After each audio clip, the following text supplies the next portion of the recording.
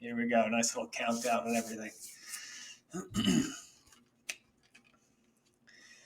And there we are. And we're live. we made it. We made it through another countdown. That always scares the shit out of me, man. Like every time. Does it usually conk out on you or what? Sometimes. Ever since the first episode, I had an issue. I had Ed Cohen on the first episode, and I was so excited. And I pressed the record button, and none of it recorded. And I had to sneakily press it again. Like it was a nightmare. It was a total nightmare. But yeah, ever since then, I've just been terrified. Ben. Yeah, right. How are we doing, my friend? How are things? I'm doing amazing. How you doing, bud? Oh, good. It's funny. We there goes the cat throwing shit across the kitchen. I just on cue. Anytime I press record, the cat's a spaz. But so we were both at the Arnold. We were both working with athletes at the Arnold, and I had a moment where I saw you across the room. I was like, "Oh shit, that's Ben. I know Ben." I was like, "I want to talk to Ben." And then I was just like, "No, he's busy. He's busy." But it's funny because I ended up messaging you after, right? And you were like, "Oh shit, I wanted to talk." I was like, "I wanted to talk." Yeah. That's how it goes sometimes, right? No, I know who you are. I've listened to some of your podcast episodes, love them. But yeah, no, I don't know. Back room, I just stay to myself, my athletes mostly. You know, you just get caught up. You end up real busy back there. It was weird this year walking through the whole convention hall. You want to kind of explain that a little bit, that setup for the XPC this year? Yeah. So it was really cool that I heard it got shifted from that little pod area to actually being in the expo. So I was like, wow, this is going to be pretty awesome. But then they told us like the warm-up room is like in the back, like where that pod used to be, but like a littler room. And so I'm thinking, well, you got equipped guys and stuff, multiply suits and stuff. And I'm like, so they're going to waddle out of this back room through a crowded convention hall and try to get and weasel around and like come back around. Like it wasn't just through the doors and there's your stage. And now you're walking through the convention as well in the expo. And then there's the stage. So it was different. I'll put it that way. But. It's funny because I was handling on Friday and Saturday, and I was like, I feel like I'm exhausted. Like I feel more beat up than usual, and I had like 25,000 steps on the day. And I'm like, oh, that's why. Because it wasn't like you had said, you just go out, walk through the door, and you're there. You had to go through crowds, go through the line, show your ID, hook a left, keep going, hook a right. Like it was bizarre. And I was just thinking about my own personal experience of like, if I was in a suit, how miserable I'd be. I'd be so miserable just hobbling through the crowd, like you had said. Yeah, and you had to show your ID too. Like so I was also, I coach XPC and I coach USAPL, and a little bit different. XPC, you just gotta like, there's no warnings really. You just gotta kind of know when to walk out and like hopefully you're there on time. USAPL, you know, obviously they got someone yelling in your face in the back often enough, but they had to like line y'all up. You have to be done at this specific time. Y'all had to be in a line, and then they'd walk you like caravan you out over to the expo, get you past everyone, and then they like had to open the doors at a certain time. You just had to stay with this group as you walked up to the main stage. It was an experience, and I'm trying not to like, everyone's walking cutting through us, and I'm trying not to lose the line, but it was something. Yeah, definitely a learning experience for sure. How'd your athletes do? Good. A lot of learning experiences with those competing in the XPC. You know, I had some guys that were doing equipped for, it was on like the second meet equipped. So a lot of learning there. One of the guys' shirts got pretty loose on him through training. He lost a good amount of weight. Shirt stretches out. All of a sudden, it's like you're wearing a t-shirt. So we tried to pull some maneuvers there. But that was tough. Some calls didn't go some others' ways, but my athlete in USAPL, Charlene, she actually won the Pro Series for equipped bench, women's equipped bench. So she's a stud. She just shows up on game day and just executes at a high level. So she won that, got a nice little payday out of it. So worked out. It was a fun trip. Regardless of what happens, I always say it's just fun being there, and I coach online predominantly, so it's just Mhm. cool to see everyone. Yeah, it's funny. You had mentioned kind of just showing up on game day, and I think for those that, because I have an audience that is equipped lifters, but then I have an audience that has no idea what the hell equipped lifting is, but they just like the stories, they like to hear about it, and the nuance that you mentioned, it's like your body weight, having your equipment fit the day of, getting some call, like all of these variables play such a big part on meet day, and it really shows the level of competitor that, like, when shit goes sideways, like what they do, right, where their head Oh goes, yeah. and if they can come back and produce results, like your athlete that won the women's equipped bench, is like she just shows up and does the job. Like, that's, it sounds so simple, but it's such a hard thing to do. Yes. And, in USAPL having a 2 hour weigh-in, she's always constantly just skating that line.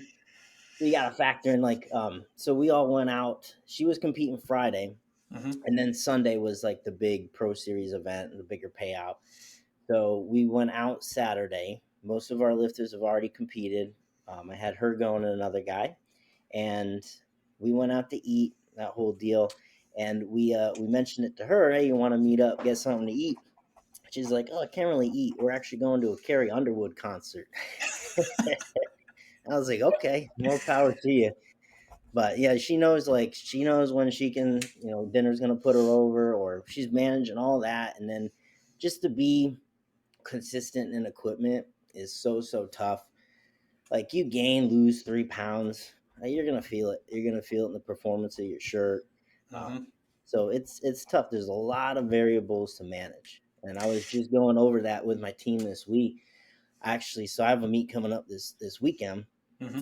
and I'm in the process of dropping some weight myself, and I'm seeing my rip. Some of my shirts are starting to rip on me in places. Others I can't get them in time. Titans got like you're backlogged on getting their material in, Mm-hmm.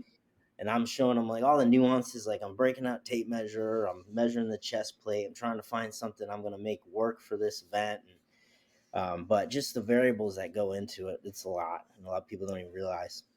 Yeah, and how did you kind of get into geared lifting in the first place? Because even when I was at Elite, like working with Dave and all them, like I would still go online and look at your videos. I'm like, this guy knows what the hell he's talking about, and you do, and you put the information Yeah, out in such a cool, like, very absorbable way. Because a lot of the times you'll see with geared lifters, a lot of the time they're not really, they're very generous with their time, generous with their information, but it's all kind of floaty. Like, there's not really any hard truths when it comes to, like, really locking in a suit that fits, breaking a shirt in, understanding just the gear in general. And you break it down in a way that I was not only learning a ton, but I was also able to, really truly understand what it is that you were talking about and how to implement it into my own training. Because in the game of content, you want to be able to hit as many people as possible. But in the geared lifting world, it's such a niche and a niche that yeah, you yeah. do such a great job of presenting information in an entertaining way that really resonates with the people that are doing it. So first off, I applaud you for that. It's amazing I stuff. But, like, how appreciate did you that. kind of Thank you. get into this sector of lifting? So, when I finished college, I had an opportunity to intern at Gaglione Strength out here in Long Island. So I'm Mm-hmm. sure many of you probably heard of John Gaglione.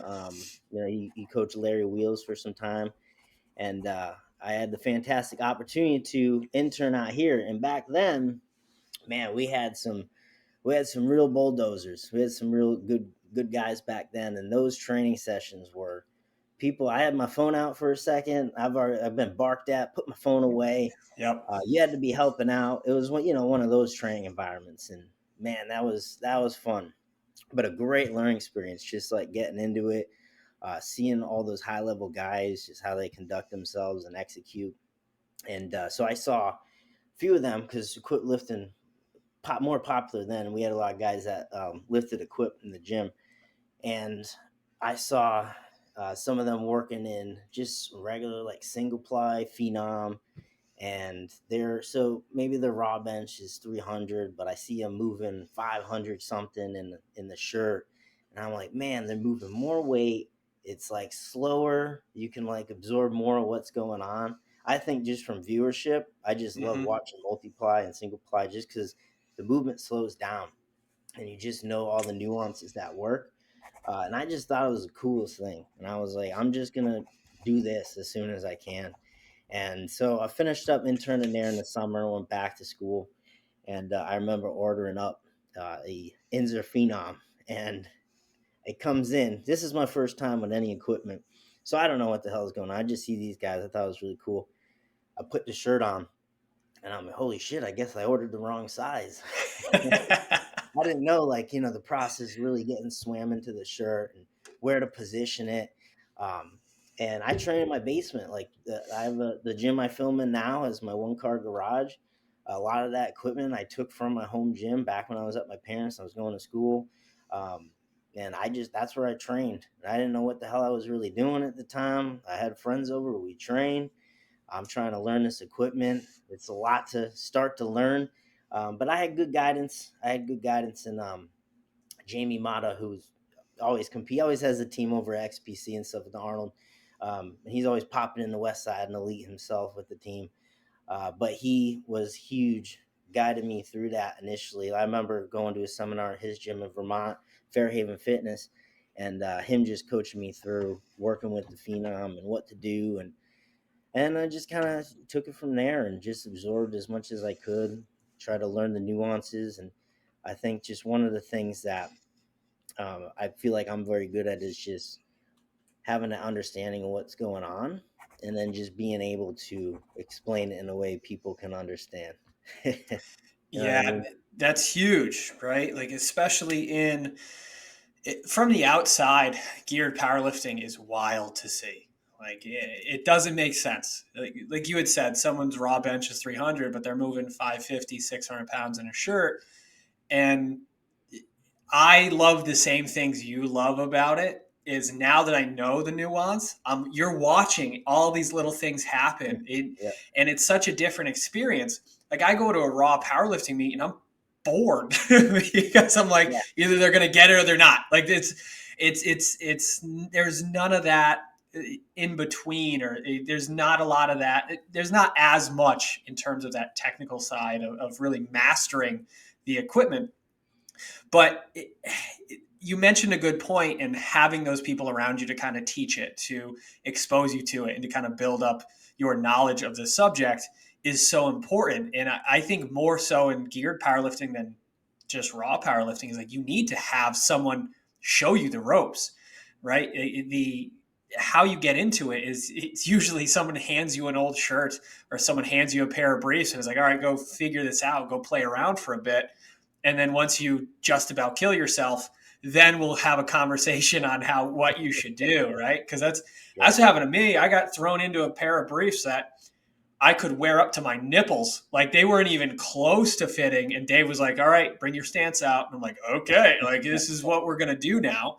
yeah, But it is so important to have those people around you to help guide you and to teach you. And you see that more in geared powerlifting than anything else. It's like you go to these meets and you see these people over and over and over, and they become friends, they become training partners, they become just a part of your crew.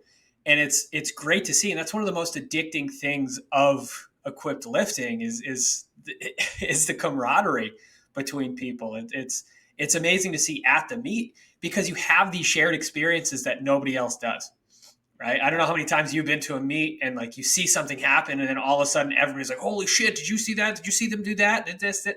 Like, and it right, just yeah, becomes a much better experience. It is. It's way more fun to watch and it's way more fun to participate in, but my God, it is frustrating. It is yeah. wildly frustrating. It's so I have no ambition to ever like do raw lifting. Like once I ditch that, I'm like I'm equipped now. It's Mm-hmm. just so much more fun to me. And you're right. Like from the thing is from a viewership standpoint, I love watching it. I think it's awesome. I think everything is slowed down. You see massive weights. I think it's awesome for everyone to see, but you do have to understand what's going on somewhat. Mm-hmm. Otherwise, it's like I had someone ask me the other day. I posted up some benching of mine, and it was like, why are you going so slow? Are you doing tempo benching? I'm like, man, I can't go no faster if I want Yeah, to. that's all I got. Yeah, yeah, Yeah. yeah. So how have you been able to, I mean, obviously like you've been in content for a while, you've been in the online space for a while. How have you really been able to build up to where you are now it's amazing to see the equipped world and to just provide such high quality information. It looks like just from everything you put out, it's so clean, it's so just consistent, and it's awesome because I'll take influence from it as well. I'm like, oh fuck, I should, like, why didn't I think of that? Like the video I think you posted up the other day about the hand placement. Like I don't know if that's an older video, but it's just No, like, that's me. yeah, it's like how you just, it really shows the level of experience you have in the sport. And it's really, really cool to see that level of nuance kind of make its way to shit, TikTok, vertical feed, like just shorter form content, which is for the most part not how you want to learn geared powerlifting. No, no, not ideally. So yeah, I mean, I started doing content like that back in 2016. I started my YouTube channel, and back then, I was just like, so I wanted to coach in some capacity. I love helping people out. Just I have a passion for that.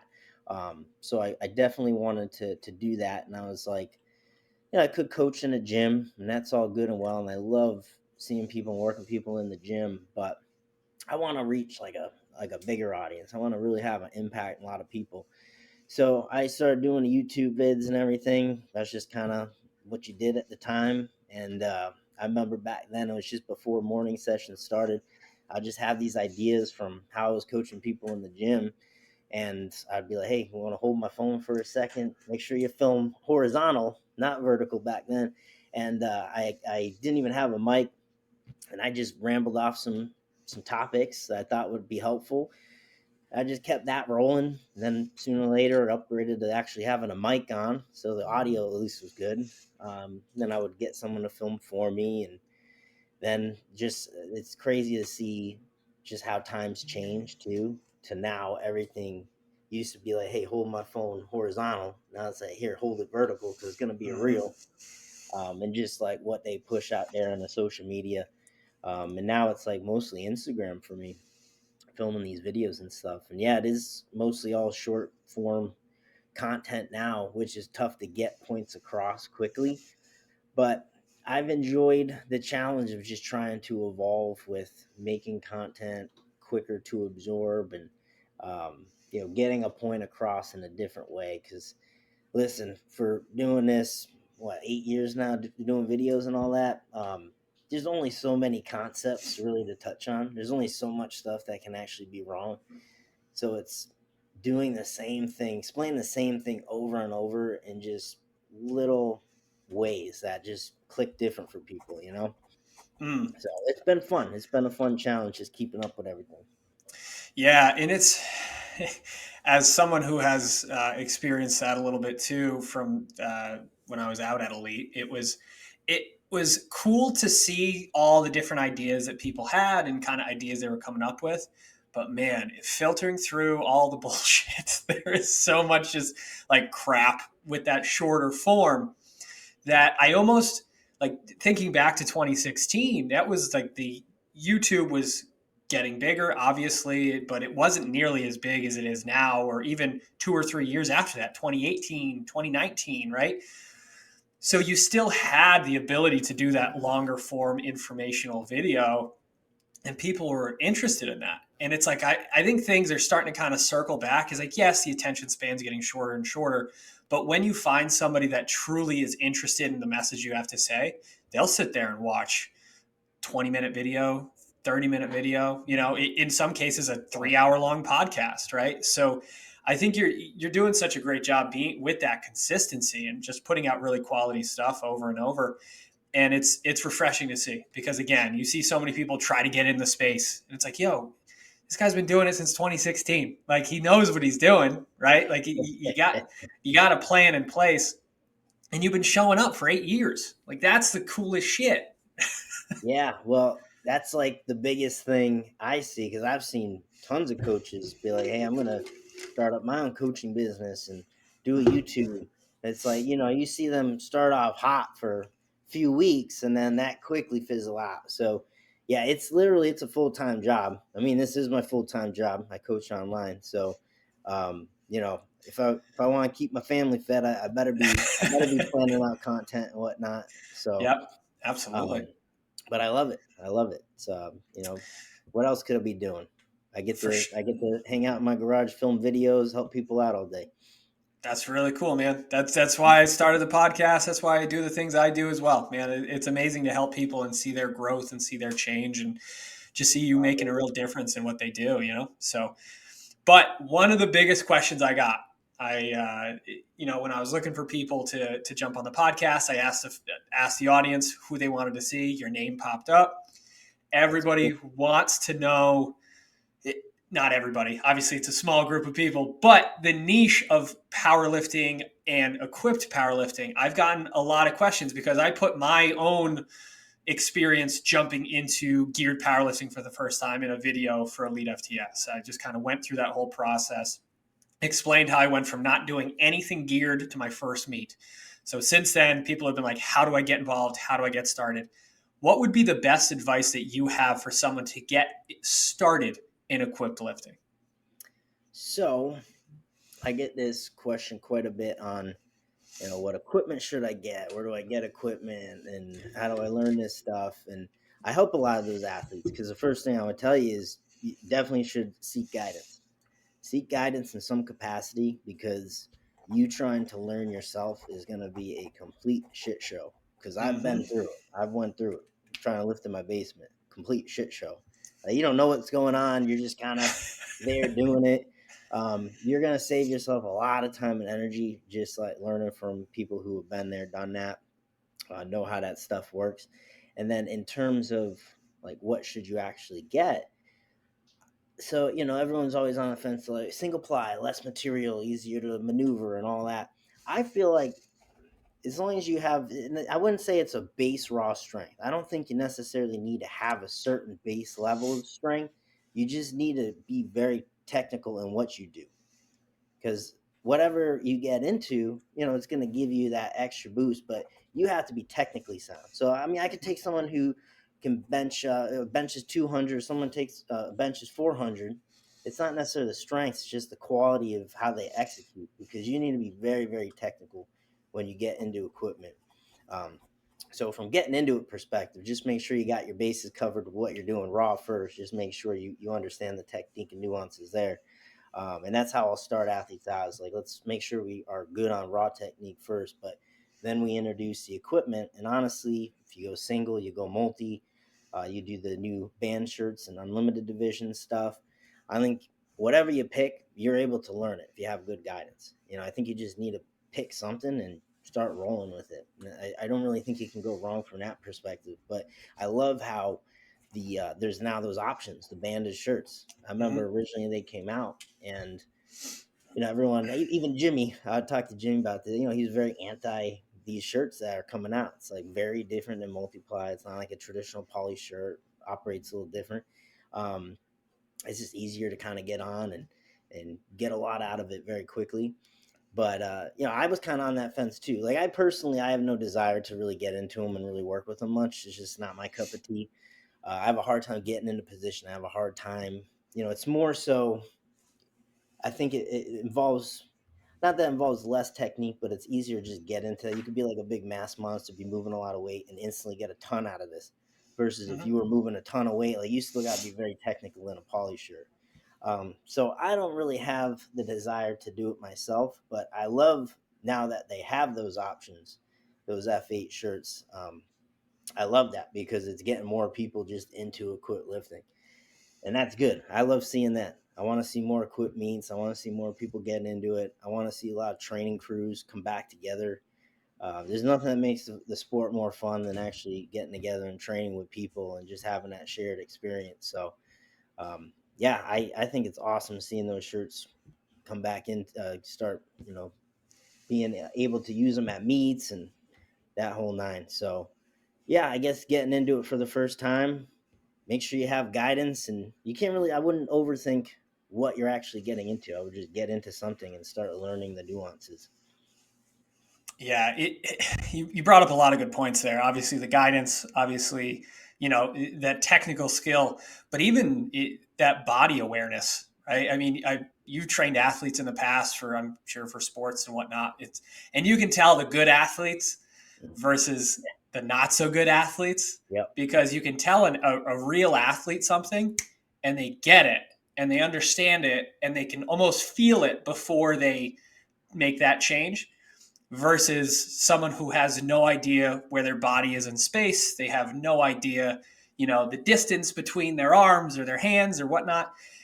And when you're getting into that multiply situation, you are relying a lot on other people because you don't have the same level of sensation, right? Like newer lifters in gear, you can tell it's like they have no idea where the bar is. They have no Yeah. idea what their hands are doing. They have no idea where their elbows are. They have no idea anything. And and that was a really good point you brought up, because I think at the end of the day is like, if you don't have that awareness, and I'm just going to yeet this cat around. There we go. Perfect. If you don't have that awareness, then you could potentially get really, really hurt, because equipped lifting goes really bad really quick. And especially if you're using, super maximal weights that you wouldn't be able to move raw, something gets out of position, shit can go crazy. I mean, you've seen some horrific stuff, I imagine. But Mhm. I do like how you kind of brought in those band shirts, because it's as someone who has some pretty old school training partners from like the old school West Side days. I have such an affinity for poly shirts because they're so fucking hard. They're so hard. It's like I just want to get good at it. It's the Yeah. most addicting thing. I am dog shit in the grand scheme of geared lifting, but like I just want to have a good bench. I just want to master one of these damn things before I told my training partners this is like, once I have to, get really good in this poly shirt, which is never going to fucking happen. No one's ever like really good, right? It's always just like a level of shit to suck for most people. Yeah. But I really do like have such a respect for people like yourself who have such an affinity for the poly shirts and have just developed a certain amount of skill in them because they are so difficult. I was talking to Amber Hansen about this when she was on the podcast with me. There's nothing cooler than watching somebody who's new to gear get their first touch and do a successful rep in a shirt. It's like they won the lottery. Like their Oh, eyes light up. They're like, I get it. I get it. This is the coolest shit in the world. And it happened to me. I was so excited, so pumped to finally get a clean touch, a clean press. And I'm like, I'm doing this shit forever. But it's a different animal than the band shirts, but that accessibility is what the sport needs to get more people in it. yeah. That's funny you mention that, because just brings a story in my head. I was doing a bench clinic, and one of the guys that coach has a gym in Alabama, so I was down there, and I was working with one lady in particular, and she was working in a single ply shirt. And so she's just like, I need a certain weight to touch, that kind of attitude. And the first thing, if I'm working with someone in a shirt, it's like, what's the lightest weight we could possibly touch? All right, because you're not going to learn technique if you're trying to sink or swim under heavy ass weight. So Yep. that's always the first thing. It's let's work with weight. Doesn't matter if you touch. Let's just work on floating it, getting to where we can go, staying in a good groove. So I'm working with her, um, and I'm like looking at the shirt, and I'm like, there's no way she needs this to touch. Not a chance. So I start teaching her through how to like tuck into it and ride that groove horizontal into the touch. And we literally have 135 on the bar, and she was saying she would need like 225 or something to touch. And I'm like, this is ridiculous. And so I had her touch 135. It was a little off. It wasn't grooved in perfect yet. So then I introduced reps, because you start working with reps, you get really damn good at finding that spot. Um, so there was like, she was like, no way I can do these reps. Like, how am I gonna do 5 reps with 135? It's crazy. And I have her do it, and I'm coaching her through it. All right, tuck now, tuck now. All right, 3, 2, 1, touch. And she throws it back. I teach her how to actually throw it back and not just kind of right up. And man, she just lit up, and she's like, I remember she just like screamed out, "Holy shit!" And I was like, damn right, this is awesome. She crushed 5 reps of 135. And I'm like, all right, now you need a tighter shirt. Yeah, But it was and fun. it is great to see, and it's great to experience too, because one of the biggest things about geared lifting that if you don't do it, you don't understand is that pressure, right? Just feeling the pressure and understanding that the pressure is a good thing. That's what you're looking for. You're looking to feel the pressure and build the pressure because that's what kind of stabilizes everything and helps you get out of that position. But if you're a newer lifter, like that's horrifying. Like you're like, I feel like you're coming down on the bench for the first time in a shirt. It feels like you're drowning. It feels like you're getting waterboarded. And you're like, I have Yeah. to do this how many times? It's crazy. But how do you, I mean, obviously it's just one of those things that you just have to experience more and more. But I imagine she was probably, there's a certain level of fear involved with that as well, because it's, again, if it's a weight that you wouldn't be able to hit raw and you have it floating over your face and it's this new technique and this new shirt, there's so many variables to it, right? Yeah. So I mean, that's exactly why I start someone, let's see, the lightest weight, and then work up from there, because just for that fact, it's an immense amount of pressure that you're not going to experience before. Every time I bench, I got new, your face blows Oh out, you yeah. got speckles all over the place. So for someone to never experience that level of pressure, to have them thrown into that immediately, you can't work on technique when you're just trying to move so much weight because you feel like you need more weight to touch. So yeah, that's really key. I feel like is just working with light enough weight, because that takes away some of the pressure element too. Like it's mostly you now pulling, actually having to pull down, as opposed to weight crushing you. And I work with my team a lot on. I'm always talking about breathing and how critical that is. And I tell them, even with your raw work, try to work on doing multiple rep sets. Even if it's 10 reps, like do it in one breath. Like you're not going to do it right away, but you can build up that capacity, because when you're in a meet with a shirt, let's paint the scenario. All right. So I'm handling more weight than I've ever touched in my life. Okay. It's a massive amount of weight. Pressure's on, lights are on. All right. You're already freaked out. Your heart's racing. You're about to handle this weight. Now, breathing under any type of that load, like once you take a breath, positioning drops, shoulders come out of position. It doesn't take much. It's not usually a successful scenario to try to breathe under that weight. And that's something I took from great lifters such as like Vinny DiZenzo, you name it. Like quality lifters take the weight out, one breath, very little movement going on. But you have all this weight coming out, pressure is immense. Now, all this weight's coming out. You have a 3-man handoff. The weight dumps on you weird. All right. So now you're teeter tottering side to side, trying to stabilize it. If you breathe at that point, you're done. But you're waiting for that to happen. All right, immense amount of weight. Now you're waiting for a start call. So the head judge got to wait till the weight's actually steady to actually give you a start call. So you're waiting on that, waiting for the weight to steady, waiting for the start call. Then you finally start moving with it. It's just a longer movement in general, so that's taking up a ton of time, especially in a very tight shirt, moving this immense amount of weight. You're waiting on that. You finally get the touch. You're waiting for that start call or that press call, right? You get the press, comes up. Now you have to stabilize it, right? Now you have to hold it, and they make you hold it. I've had to sit there with weight because it just doesn't look locked out. They're making sure you have to hold it now. You don't want to breathe there either, because you're usually fighting for your life to try to stabilize that thing. The whole duration of that bench is taking a shit ton of time. It's an immense amount of pressure, immense amount of weight. So if you don't get good at being able to control your breathing, just like, if you're a shooter, right? Like you have to hold your breath when you're aiming, and the whole nuance is there. If you can't hold your breath successfully and handle that pressure, then you're already handicapping your potential. So that's Mm. such a huge aspect of it too. Is just how you control your breathing. Um, that's huge. Yeah, and then it goes into the factors out of your control, right? The Mm-hmm. meat is running slow. You have to walk a half a mile to get to the platform.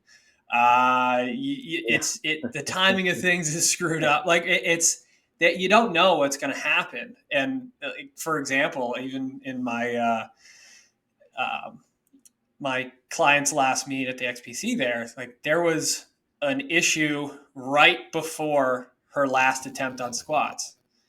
So it's like you don't that's out of your control. Like it's like a timeout, and now you're just waiting and waiting and waiting Oh and yeah, waiting. I've been there. it's and it's like I refer to it as like the meet day 10%. It's like 10% of what happens today is completely out of your control, and that's why someone's like, oh, I want to hit this on meet day, I want to do this at this. It's like, yeah, you can have these ideas of the numbers you want to hit, but like you really have to get there.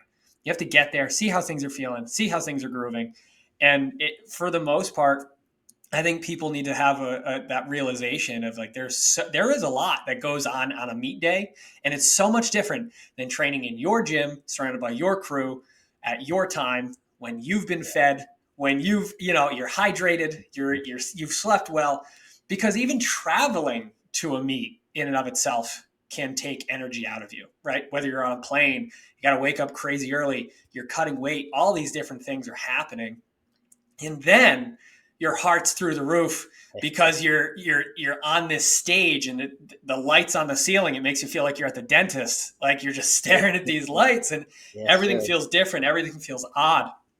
And then you don't even get into the equipment, right? The bench is a different height, the bar feels different. It's like all this crap that just kind of adds up.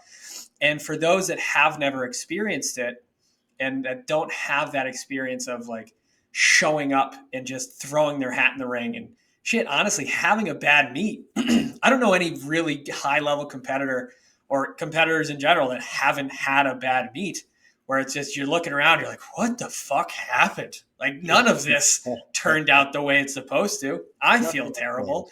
Have I ever lifted a weight in my life? Like, holy shit. So, how do you kind of work with your clients after like a bad meet? Because that shit is demoralizing, especially if It you've been training for months for a meet, you know? it really is, and man, Sam, you really nailed it on the head with all that. There is just so much that goes into it. Travel, just you don't even know the factors of the back room. I've done meets where we're literally deadlifting with a squat bar, like that's all we had back there, like just crazy shit like that. And it's yeah, you prep for all this time, but everything in training is so controlled. You can eat whenever the hell you want. Typically, you can time that out how you want. You know when you're usually going to go in and train, and you know your training partners and the music and the gym and the equipment, and there's so much control. And then when you get into a meet scenario, you relinquish all control. Like anything can happen. Like you're timing out knee wraps and something goes wrong on the platform. And now, oh shit, well now I'm in my knee wraps, my feet are numb, but I don't want to take them off and put them back on. So I'm gonna stay in them. My feet are numb. There's just so much that can happen. So I think the first thing is just explaining, like having that awareness, like there's some things that are just completely out of your control. So even if you did show up at your very best, so much can go wrong. That you get through. I always say you get 3 lifts up there. That's it. You get all these training lifts, all these warm-ups, all this opportunity to touch a bar, and then you get 3 opportunities up there on the platform, and anything can happen. So to expect yourself to always execute 100%, always hit your lifts and all that, it's tough. And I explained that that's just the nature of it. That's just the nature of it. But anytime you don't really have the performance you want, it is definitely demoralizing. But I think it's just you have to assess what went wrong, what were the variables at hand, and it's all just a learning opportunity. It all just everything that happens has to prep you for the next time.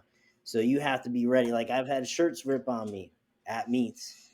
Like you wouldn't really game plan for that. I've done meets where I've literally had single ply shirts explode. Sounds like a shotgun. The whole thing just cracked right down the center. Just stuff that happens. Like it doesn't matter what you've done in practice if your shirt explodes on you on the platform. But always assess what happened. What can I learn for next time? It's the experiences that make you a better lifter. And I know everyone's always like, oh, I don't feel ready to compete yet. I want to have a certain level of strength. Well, how you get competent at competing is you actually got to go and gain that experience because every time something goes wrong, you learn for the next time. So that's the process. You just have to assess what happened. How can I be better prepared for next time? It's like any other sport. You have a bad football game. This team kicked our ass. How are we going to Mhm. review film and get ready for them the next time? Yeah, it's because my girlfriend just had a bad meet at the XPC. Just when I say nothing went right the entire day, I'm just standing back. Like I'm helping her. We have some handlers in there, kind of helping her out too, and I'm standing back just watching. And I'm like, this is the worst meet experience you could have. Like she felt like shit. Like everything kind of just went sideways, and it was amazing to see her resolve to just keep just like, all right, next attempt, here we go. Like this fucking thing ain't gonna move, but you know what? We're gonna try it again. And I think that builds such a level of character to still show up when things are not going well, when you're not feeling great. And if you can show up when you're feeling like shit, the day that comes when you can show up feeling your best, you'll be blown away with your results, right? You're going to be blown away with what you can do. And I think you just need to keep showing up and you need to keep putting your hat in the ring and really just, like you had said before, learning experiences. It's like, what can we learn from this? How can we get better from this experience? How can we, do the things that we need to do in order to not run into this situation nearly as much as we should, right? 100%. Just popping on my charger here. Oh yeah, no problem, man. I get I'm it. sure that's happened before. Someone's laptop's starting to die out or something. Uh-huh. Right. Absolutely. It actually, when I was doing my podcast with Bobby Thompson, who was having like his internet kept dying and there was like a tree that fell. Like it was chaos. Man, it was wild. It's you do these enough and you find out like, wow, this is some weird shit can 100%. happen during these. Yeah.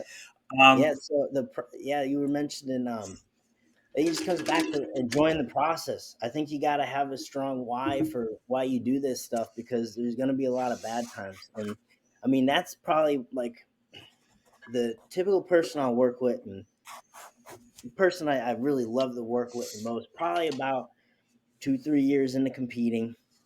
There's kind of finishing up newbie games and stuff. Things get harder, and just being through the gym through the years, coaching the gym, I see so many people drop off in that first 2, 3 years, because everyone loves riding that wave when all you just touch a weight and you're just getting stronger, and then the going gets tough. Going gets real tough, and you have to scrap more for those pounds on your lifts, and you go to meets and you have bad performances, and it's a lot more like 50-50. Am I going to do well, especially equipped? And you just have to love the process. You got to know why you even do this in the first place. I think powerlifters in general, we're all weird in our own ways. It's like you got to be pretty weird to do what we do. Why absolutely. would you And want to do that to yourself? it's wild. Like I'll come back from training and my family's like, what's wrong with your face? I was like, oh, those are blood vessels. It's fine. Everything's fine. They were like, No "Did you get in a biggie. fight?" Yeah, Yeah, I was like, "Yeah, I kind of did get in a fight multiple times today." But that's yeah, man, good. it's amazing to see. Anytime I go to a multiply meet or even like a raw meet, well, less the raw, more the multiply, but it is that camaraderie of everybody having those shared experiences, and I think it's really important for those that are looking to either get into the sport or to continue building into the sport and realizing that the performances come and go. Like you'll have good meets, you'll have bad meets, but it really is about showing up. It's really about developing those relationships with the people around you. And I've made lifelong friends and I almost feel like family members at this point in time. And I haven't been in this for that long. And it's going to be one of those things it's just amazing to see the trajectory of how things kind of go from just stepping into this fluorescent orange briefs that don't fit me to now seeing all these people as like family members and that people that I would do anything for. Like those relationships are so real because of those shared experiences. I still tell stories of my first Circa Max phase that Dave ran me through, and I thought my shoulders were going to explode. I've never failed so many squats in a row in my life. But it's one of those things that me and my training partners have as an experience that we can keep calling back on and to have those fond memories. During the time, it fucking sucked. It was the worst thing in the world. But having those experiences together really makes that relationship, something that's worth having around for a very, very long time. And I can't imagine all the cool relationships that you've been able to build in the space, having been here since 2016. Like it's you probably have such an amazing plethora of friends and family in the sport, but also stories, right? So, what are some of the best multiply stories that you have, either from meets or from training? A lot of people love these sort of Mhm. crazy things. You had mentioned shirts ripping. Everybody loves hearing a good multiply story. Yeah, so you're definitely right. I'll always say it's never gonna be the big lifts that I hit or anything like that. It's never going to be those successful meets that I truly remember. It's honestly, it's just those relationships and the times I had at those events, and that's the stuff I cherish. I love that stuff because I mean, again, powerlifters are all weird in their own way, so it's cool to be around other weird people. So like I'm totally, if I'm out to dinner with other people, I'm not talking. I got nothing to say. You don't lift, so I don't know what are we gonna talk about. You know what I mean? So it's always that I'm gonna remember the most. But yeah, so I got a couple. So I'll start with the ripped shirt, I guess. This was just it wasn't even a sanctioned meet. It's a meet called Monster Bench in upstate New York, and Rich Putnam. I'm sure many people are probably familiar with him. Multiply. He's with Team Anderson and everything, and amazing lifter. Back then, just like I think it was just a single ply shirt. Back then, he would be doing the monster bench because it was like right by his house. They kind of helped put on the event. It was their bench, their equipment and stuff, and it was just at like a gymnasium out in upstate New York. I got lost in the woods one time going up there. Almost got stuck in mud. I would have. We had no phone service, so I would have just been a goner up there. But I go there and he's shooting for like some of his first 1,000 pound benches. And it's like a single ply shirt, and I'm like, man, this guy is freaking strong. And I've trained with him at his place a few times, and he just it doesn't matter how you give him the weight, he just takes that shit and just goes into it. But it's really cool seeing him lift. So his crew called the Gorilla Pack, and I was there. I just drove up with some friends. It was very early on lifting for me, so I don't know, I'm nervous. I don't really know what the hell's going on. I see this dude almost benching 1,000 pounds. I'm like, holy shit. But their crew's so awesome. They would give me any advice. They'd help me out in the back. They thought it was awesome. Another shirted guy. Um, I had this Inzer Phenom single ply, and it's not reinforced really well. If anyone's familiar with those shirts, it's with the right amount of weight, it's ready to rip. But I get on the bench. This is like so. First one, none of my benches were clean. I was learning a shirt back then. I didn't really have guidance at that point. Everything's moving all every which way. The third one, I take this weight at, and everything feels perfect. And I got such a good stretch on the shirt, and I'm being patient, and I'm just riding it down. I'm like, this is the one. I'm gonna blow this thing up. It's only like 450 or something, but all of a sudden, I'm like near the chest, and then you just hear it felt like a shotgun or something. Like, and I don't know what the hell happened. I just know this weight's now in my chest. The guys were quick to grab it. I have a really high arch when I bench, so I was able to collapse enough. It did hit me a little bit, but honestly, I felt fine after. But it was so funny because one of my mentors, he showed me, we were training before that, and he showed me a video of literally this dude had 400 pounds raw, dumped it from up top, hit him square up, bounced off his chest. And I guess he was cool walking off, but I guess the story is 2 weeks later he died or later that day he died internal bleeding. Um, so that was still in my head, and I'm like, shit, this bar just fell on me. And I kind of got red. I don't know. Should I get checked out? So I'm like, Rich is coming up to me. He's got an overkill shirt. He's like, nah, it's cool. It's the shirt broke. We're gonna have him have another attempt. He's handing me the shirt. I'm new. I don't know what the hell's going on. He's giving me the shirt that's 2 sizes too big. He's telling me to take another attempt. And I'm like, man, Rich, thank you, but I think I'm gonna go to a hospital. So my friend takes me over to the hospital. They do their checkup and stuff, and I was fine, but that sticks in my memory. That was really funny. Rich is like, "Nah, you're good. Take a fourth attempt. we got a shirt for you. And I was like, nah, Rich, I think I'm going to the hospital, man. Yeah. So Oh, that's perfect. that was Yeah, his shirt breaking. it's funny. I mean, granted, obviously with squats, there are some funny stories. With deadlifts, not so much. But like benching, like some of the weirdest shit happens when you're benching. One of my buddies, Sparky, he threw a band shirt on for the first time. We were in Doug Heath's basement, like no bullshit, like in his basement. He trains people there. It's the coolest shit. Like you see all his trophies everywhere. He's That's awesome. awesome. So Sparky rolls in. He's like, oh, I'm going to try that band shirt tonight. It's like, okay, cool. Sounds good. So we start throwing him in it. And he's one of those lifters that just shakes. Like it doesn't matter the weight. He's just shaking the whole time. So we get him in the band shirt. He hits like 4 plates easily. We go up to like 455, hits that. And then you go to like 500 pounds. And this is where he starts like kind of second guessing. Like you can see him in his own head. Mhm. So we get him all situated. We put the shirt on him and he unracks the bar. And all you see is a wrist wrap just slowly unravel on his wrist. Oh man. And it just like is so slow. It feels like it goes forever. Yeah. And then you just see the lights go out in the city.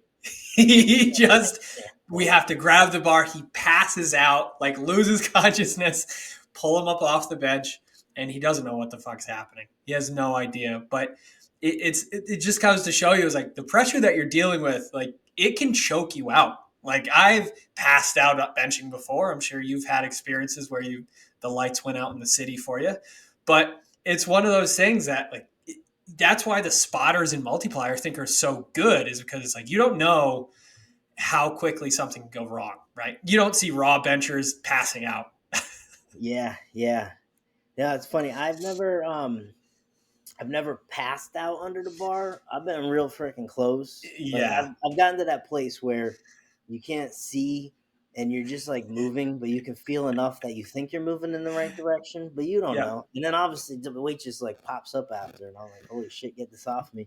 Uh-huh. But I when I was a little bit bigger and whatnot, I get a lot of nosebleeds in the winter, and Mm-hmm. so every time I was benched, especially heavy, I just have blood pool up my eyes. And have you ever seen that shot the Arnold Ryan Kennelly there, where he Uh-huh. blood pool up his eyes? Looks like he's bleeding out his eyeball.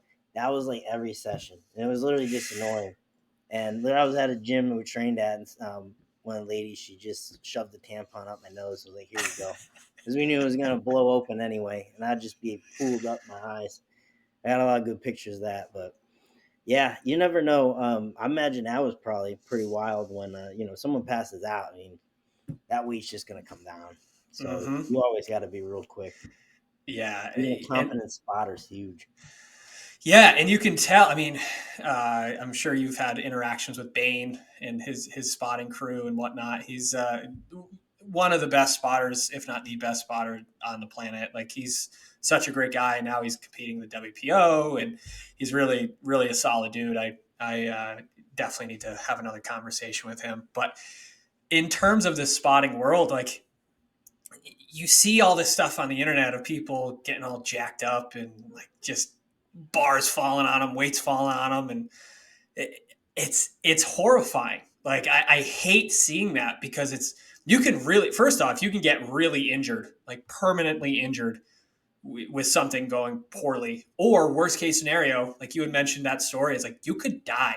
Like you're Oh really yeah, taking risks at the higher level, and that's one of the reasons why I have such a big respect for those that will just get under a heavy weight. It's like you are taking responsibility for the things that may or may not happen during this set, during this rep. Obviously, nobody's looking to get hurt. No one's looking to really get maimed by this.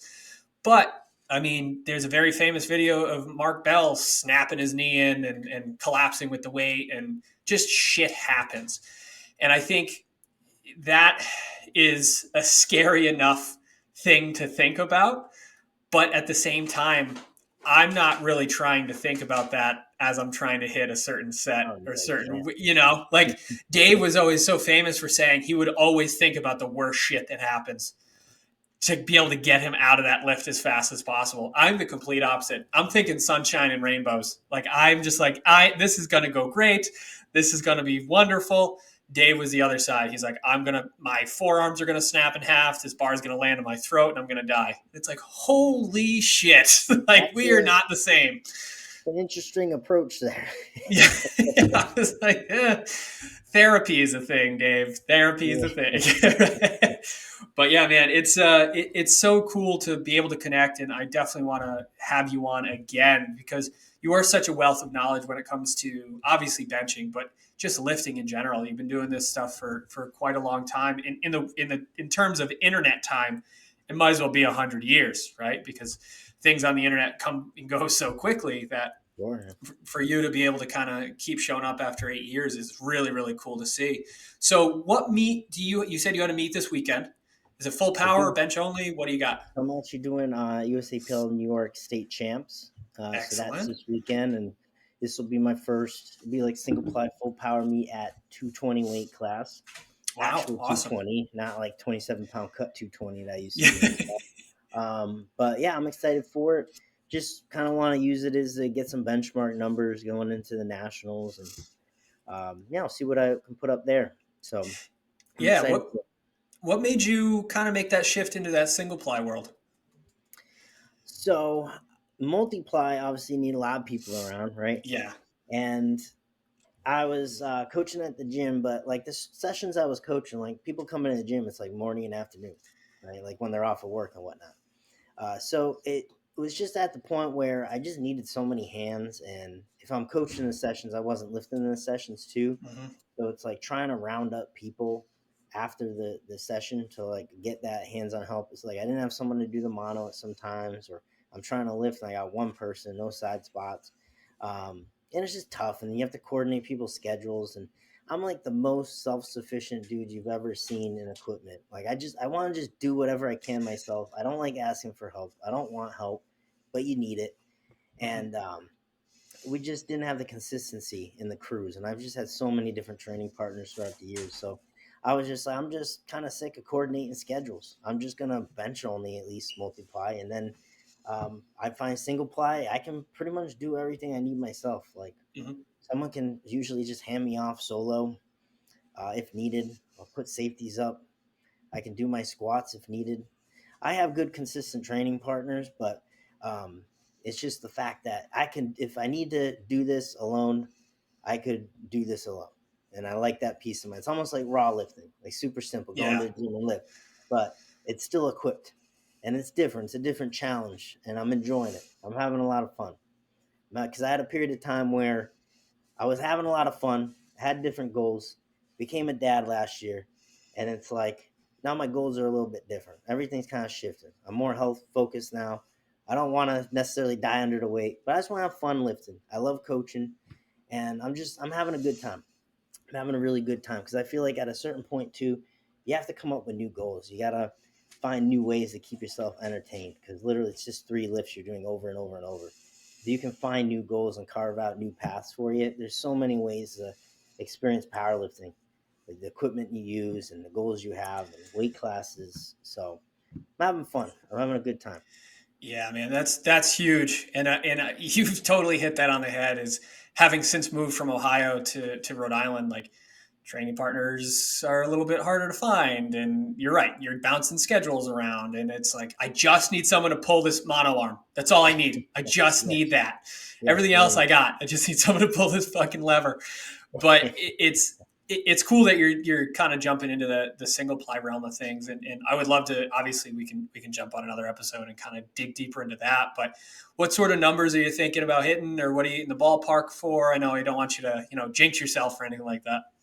So I'm most excited about the bench. I got a shot an American record on a third if things go well. I'm literally the shirt I'm using is like fresh out the package. I just tossed it on the other day, Nice. just because everything was ripping on me. I'm just trying to find something that's going to work the best because I don't want to be too tight in the shirt to where it's Hmm. extremely hard to maneuver, and I don't want to be too loose. Obviously, I'm not going to get enough pop. So hopefully, I can hit that. It's just above 600 or something pounds. So it's a lot different too when that's why it's different categories, bench only versus full power, because you got to get through squats first. So Mm-hmm. I'm thinking about just taking 2 squats and then, really laying it out there for the bench. But yeah, I actually, even though I'm known for benching, is squats probably a lift that has always progressed like the quickest for me.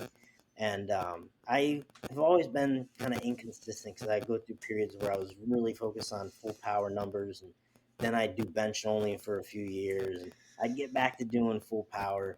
And I'm kind of at that stage where I'm building back from that. And so my squat, I'm hoping to get, like 650 would be great.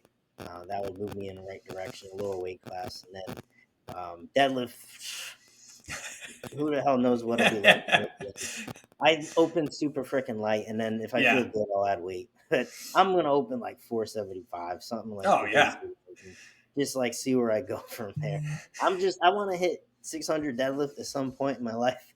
Sure. I got these little T-Rex arms, and that would be cool. But yeah, the squat for me right now is like my main limiter is walking the damn thing out, because you got to I walk was out gonna some. say that. Yeah. Right. Yeah, and literally that's like the main thing that's limiting me. If I can walk the damn thing back, because you got to keep in mind, like my whole training career, I've always trained out of a mono. I've always competed Mm-hmm. in a mono, and now to ask me to walk out in single ply, like I'm still building up my body to just walk the weight out, which is the hardest part.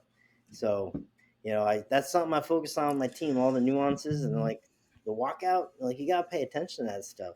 That can really f up your lift. And here it Mm. is for me, effing up my lifts every time. So, yeah, It's funny because even athletes that I've worked with that have only walked out and then they did a meet with a mono, they're all fucked up. Like yeah, it's like they need those steps to get tight as opposed to being able to get tight under the bar hmm, versus getting tight under the bar and then having to walk this fucking thing out. If I'm tight enough under that damn bar, why do I have to walk it out? How about you just move the rack for me? Just yeah, move the rack so I don't have to move. But man, I really truly appreciate you jumping on. I'm such a fan of the work that you do. It is so important to not only the powerlifting community but the geared lifting community as well. I will anytime I have a shitty bench day, I always pull up one of your videos. I'm like, all right, what am I doing wrong? How can I get better at this? Because I suck and I want to throw my shit in the trash. Like yeah. I have every done that. time. Dude, Well, hey, it was truly an honor. I really appreciate it. I've always loved the stuff you put out as well, and your podcast has been awesome. So I'm honored to be part of the podcast now. Hey man, you're like I said, you're going to be a staple because I truly appreciate what you do, how you do it, and the information that you share. It really does change people's trajectory in the sport, right? Like it's changed mine. I've been checking your videos out for a couple of years now, and it's like fuck, man, like one of these days I'm going to talk to this dude, and for some reason my bench is just going to go up. That's all I want to do. I need Good some of your mojo. good bench. Yeah, right. I need some of your good bench mojo to kind of help me with my meet in May. But yeah, man, like I said, I truly appreciate it. Where can everybody find you? Oh, Where's you got a all your meet in stats? May? You got a Yeah, I'm meet gonna in be. May? What are you Yeah, I doing? got an RPS meet out at Murph's place. So Murph always runs a couple Oh, there you RPS go. meets a year. Nice. Yep. He's man, like it is probably going to be one of the most fun meets I go to in my life because he is an absolute monster. Like whiskey's coming out, everybody's having a good time, man. Like Yep. he brings out a local restaurant that has the best steak tips on the planet. They do grilling in the front. It's going to be it's what powerlifting meets should be because it's just like a group of fun people having a blast. So hopefully I can break my streak of shitty meets at his place, and then I'm going to be competing out in Vegas in the WRPF in September. Nice. So That'll be making a fun. making a trip out of it. Sarah's competing. I'm going to have a client competing on Saturday, and then I compete Sunday. So I should be nice and fried for my meet on Sunday. So that'll be good. Yeah. Yeah, it's tough handling people and then competing yourself. That's gonna Yeah. be a fun So trip. Vegas is a good place to have a meet. yeah, man, I think it'll be a fun time. And again, it's out in September, so it'll be closer towards the end of the year. It'll be nice to kind of send off for the year and then kind of assess on where things are going from there in terms of what direction I want to go into. Hopefully, this damn poly shirt starts cooperating with me. I'm actually talking to Rob about getting a shirt kind of fitted a little bit better to be able to, just have something that fits because as as you had said, you had a lifter that shirt got loose. That's where I'm at. Definitely. That's where I'm at. You're gonna crush it. You're gonna crush it. It's the mindset. It's Yeah. always as long it doesn't matter how shitty training goes. If you bring the right mindset, you don't know what the hell is gonna happen on meet day. I've some of my worst trainings turned into my best meets. So if you keep Love the it. right mindset, gonna freaking crush it. That's it, man. And get a little whiskey from Murph and call it a Yes, day. That's needed. so. Where can people get you on the internet? Where are you at? So I guess the best way to hit me up would be on Instagram, or you can always reach out to me, Coach Ben at bigbenches.com is my email.